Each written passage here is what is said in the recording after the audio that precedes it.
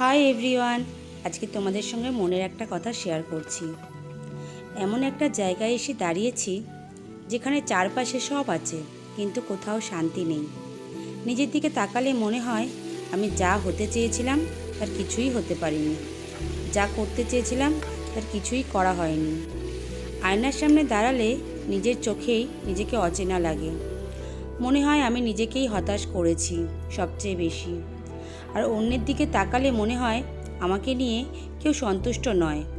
পরিবারের আশা পূরণ করতে পারিনি, বন্ধুদের মতো হতে পারিনি, যাকে ভালোবেসেছি তার মনের মতো হতে পারিনি। সবার চোখেই আমি কোথাও না কোথাও কম পড়ে যাচ্ছি। আমি মাঝখানেই আটকে আছি। ফ্রেন্ডস, আমার ভিডিও ভালো লাগলে অবশ্যই আমার চ্যানেলটাকে সাবস্ক্রাইব করে দেবে। আর কেমন লাগলো